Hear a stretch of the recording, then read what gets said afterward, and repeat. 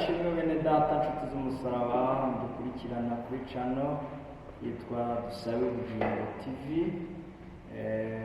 channel y'itorero Isoko Ubugingo Pentecote mu Rwanda, ikorera mu Gacinjiro ka Gisozi, niho dukorera itaje ya Mukiga. Turabaramukije mu izina rya Data twese n'iry'Umwana n'iry'Umwuka Wera. Muri kuvugana n'umushumba w'itorero Isoko y'Ubugingo witwa Revera Pasteur Dusaimana Jean de Dieu. Ndabaramukije mbifuriza amahoro y'Imana. Imana ikuntumyeho wowe nteze amatwi ugifungura iyi video. Imana nasenze mbwira ko abantu bayo ibakuye mu cyiciro bari barimo, hari n'ikindi bashyizemo. Si ibyo gusa, hari ibintu Imana ikuyeho, hari ibitego ikuyeho, hari ibyo wajyaga kwakira ugahura n'imyambi ituma utakira. Nabwiwe ngo Imana ikuyeho iyo mitego, ugiye kwinjira mu isezerano Imana yavuganye nawe. Uratangira ukwezi kwa karindwi uhindurirwa amateka kandi ukomeza gushima Imana ibyo yakoze, mu gihe bamwe babona nta nzira, wowe Imana igiye kukuremera icyerekezo cy'ubuzima. Yambaye ijambo riboneka muri Ezekiyeli igice cya 30 umurongo wa 22 uvuga ngo, nicyo gituma umwami w'Iteka avuga ati, dore nibasiye Farawo umwami wa Egiputa, nzamuvuna amaboko yombi. Uko nabanje kuvuna mvune n'ugusigaye kugikomeye, kandi inkota iri mu kuboko kwe nzayigusha hasi. Amen. Imana y'umwijima umugisha. Hari ubuzima wari urimo, ariko nabwiwe ngo Imana igiye kuvunagura mu kindi kinyarwanda. Hari ibintu Imana igiye gukuraho, igiye gutsembaho, ugatambuka wenyine. Inyatsi zabaye nyinshi, ubushomeri buba bwinshi, amadeni aba menshi, uburwayi buba bwinshi.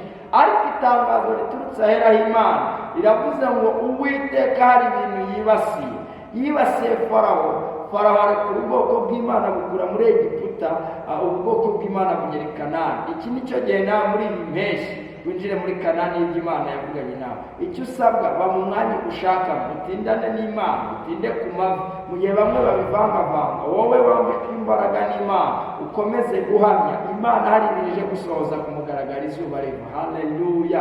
Yambwiye ngo igiye kuvunagura ibyabarwanyaga, ibyababuzaga amahoro, ibyatumaga mudasinzira, ibyatumaga musuzugurwa. Ibyo byose Uwiteka arabitsikamiye.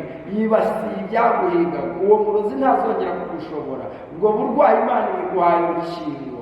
Ayo madeni Imana iguhaye kuyishyura, kuko Imana itsembyeho ibintu byatuma utabona umugisha w'Imana.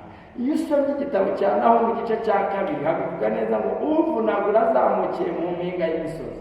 Yuda yakomeje imbere. Iki nicyo gihe cyo kwamamaza iby'Imana ikoze ku buzima bwawe. Ni wowe ugiye kubyivugira, wowe nkurikirana, waba uri kure, waba uri hano hafi mu gihugu cy'u Rwanda, haba ku mugabane w'Uburayi ndetse no kuri Afurika. Imana igiye guhindura amateka y'ubuzima bwawe.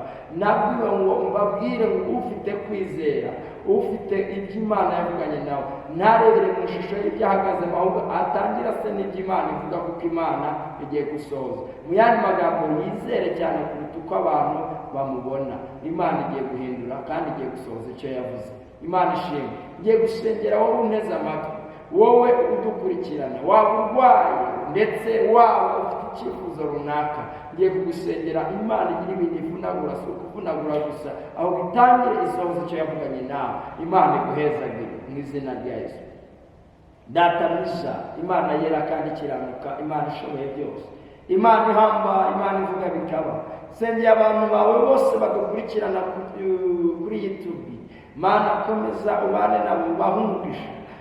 Bibiliya irabitubwiye ngo uvunagura azamukiye mu mpinga y'imisozi. Yuda yakomeje ibirori. Si ibyo gusa, kandi ngo wibasiye Farawo wari utugose. Ibasire mwami byari bihiga abana bawe, ibasire ibyabarwanyaga.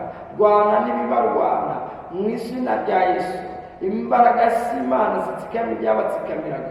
Umucyo w'Imana barasiye. Ari urwaye yakire gukira, ari ufite ubushomeri yakire kwinjira mu kazi, ari ufite ibyamubujije amahoro, ibyo byose ubitsembeho. Ugira ibintu uvunagura abana batangire kubohoka. Ari urwaye yakire ubuzima, ukeneye urubyaro yakire kutwita mu izina rya Yesu. Ukeneye guhindurirwa izina rihindurirwe, ukeneye urugo urumuremere mu izina rya Yesu. Umuntu wese ukurikiranye mwana. Uyu munsi umuremere ishimwe kuri iyi tariki ya 25 z'ukwezi kwa gatandatu 2023 uhindura amateka ye.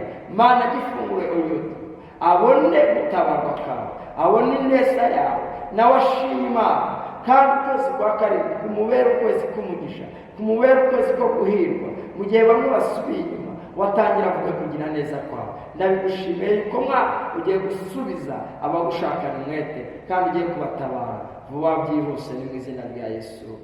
Amen, amen.